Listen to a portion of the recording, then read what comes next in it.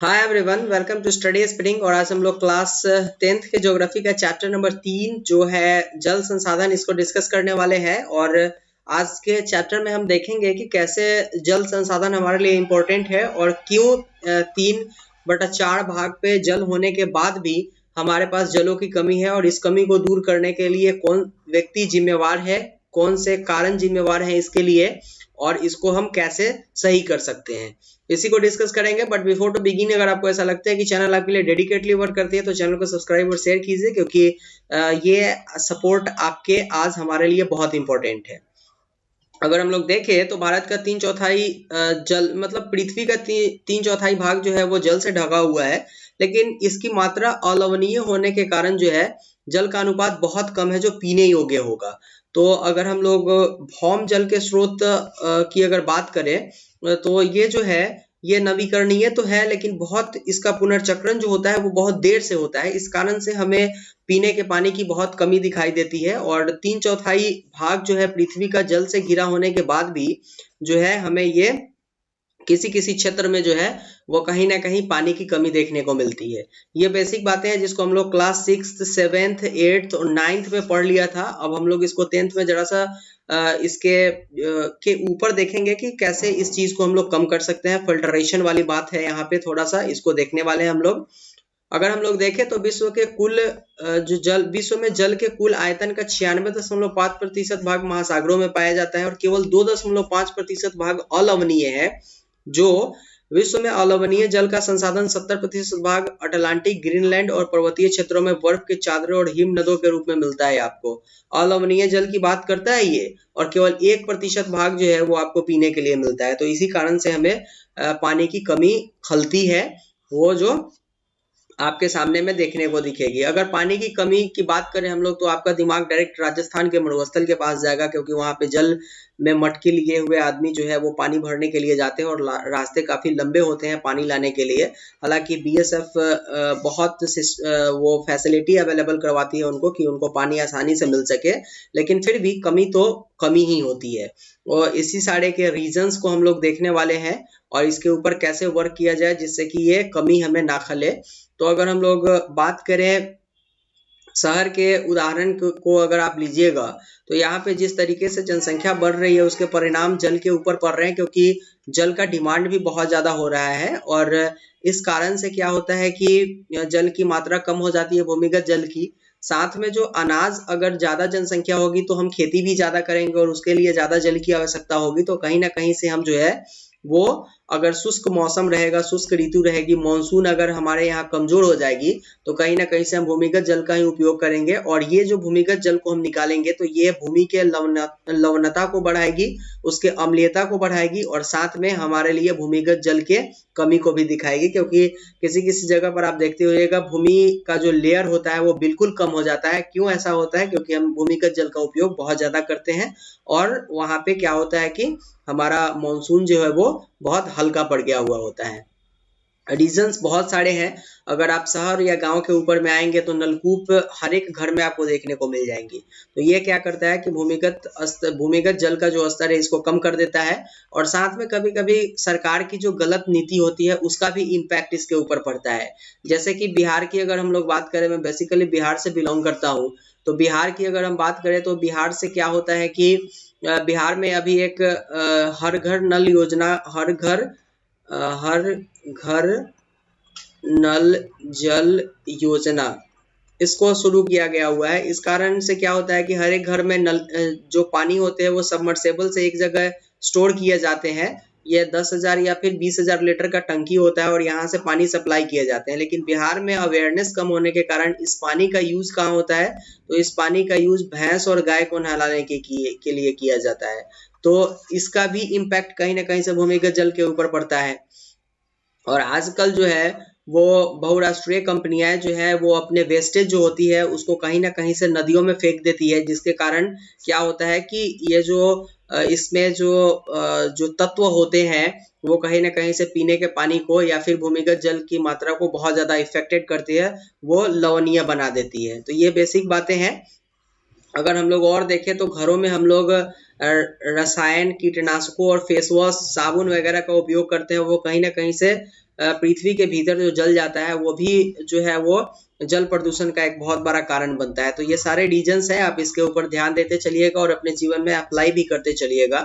और अगर हम लोग देखें तो ये हमारे लिए काफी इम्पोर्टेंट है कि हम अपने जल को संरक्षित करके रखें, और ये प्राकृतिक परितंत्र और निम्नीकरण को बचाए रखने में हमारी भूमिका हमारे को हेल्प करेगी। अदरवाइज ना तो हमें खाने के लिए कुछ मिलेगा, ना हमें पीने के लिए कुछ मिलेगा।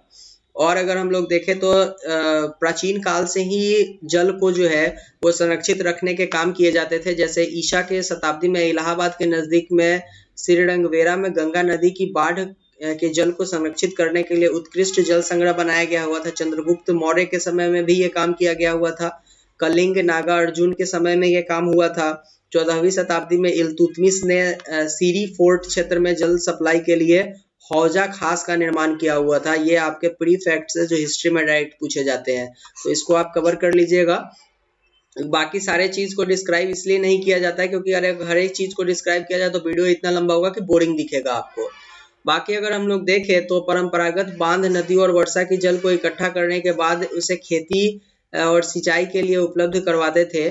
और आजकल बांध और सिंचाई का उपयोग जो है वो कुछ इस तरीके से किया जाता है कि वो आपके मनोरंजन, आंतरिक नौका वाहन, मछली पालन, इन सारी चीजों के लिए इम्पोर्टेंट होते जा रहा है। तो इसी कारण से हम लोग क्या बोलते हैं कि जो जल परियोजना होता है ना, उसको हम लोग बहुउद्देशीय परियोजना बोलते हैं। और जवाहरलाल नेहरू भी गर्व से बांध को आधुनिक भारत का मंदिर कहते थे। इसको आप प्री फैक्ट में जोड़ लीजिएगा, ये प्रीलिम्स में पूछे जाने वाले क्वेश्चंस हैं।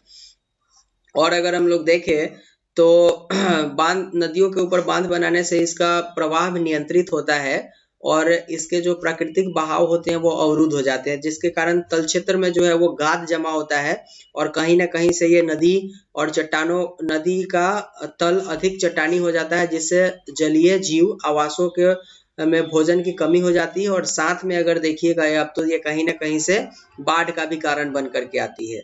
तो बहुउद्देशीय योजनाएं जो है, इस बहुउद्देशीय योजनाओं को रोकने का काम किया गया हुआ था, क्योंकि ये बहुत सारे आपको जो है वो पैसे तो प्रोवाइड करेंगी ही, क्योंकि इससे हम आजकल विद्युत भी बनाते हैं, सारे चीजें करते हैं, लेकिन प्राकृतिक जो हमारे रिसोर्सेज है उनको भी बचाना जरूरी है। इस कारण से नर्मदा बचाओ, टेढ़ी बांध आंदोलन, इन सारे चीजों को बढ़ाया गया हुआ था इस आंदोलन को, क्योंकि इस चीजों को रोका जा सके जिससे प्राकृतिक पर्यावरण पर कुछ ज्यादा असर नहीं पड़े।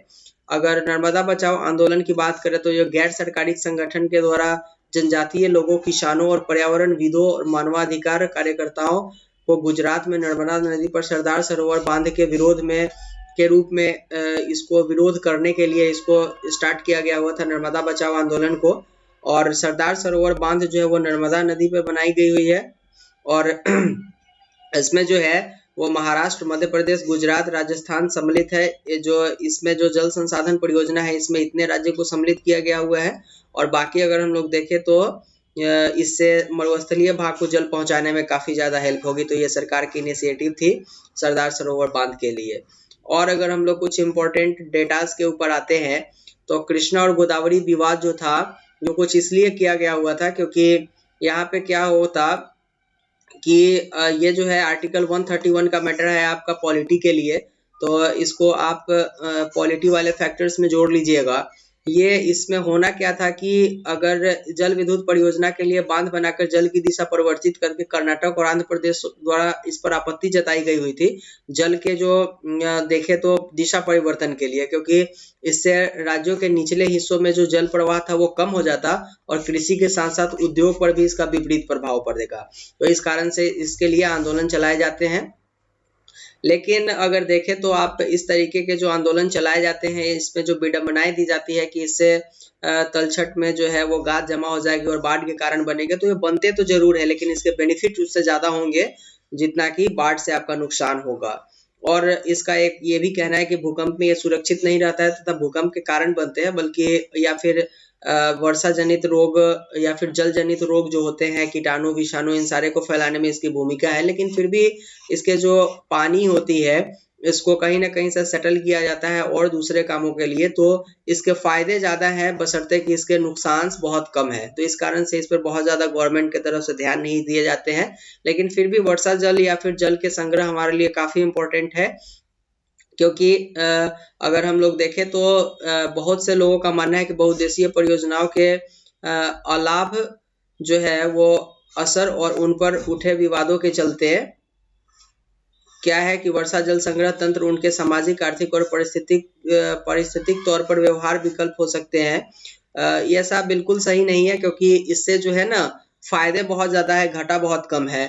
तो इससे बहुत ज़्यादा असर नहीं पड़ने जाने को है, और वर्षा जल को संग्रहित करना हमारे लिए काफ़ी ज़्यादा इम्पोर्टेंट है, और ये हमारे भौम जल के जो खपत है उसको कम करती है। और इस तरीके के जो बाढ़ और जल संग्रह के अनेक तरीके से जो हम लोग भौम जल में इसको परिवर्तित करते हैं, ये कुछ जगहों पर गुल और कुल के नाम से जानी जाती है।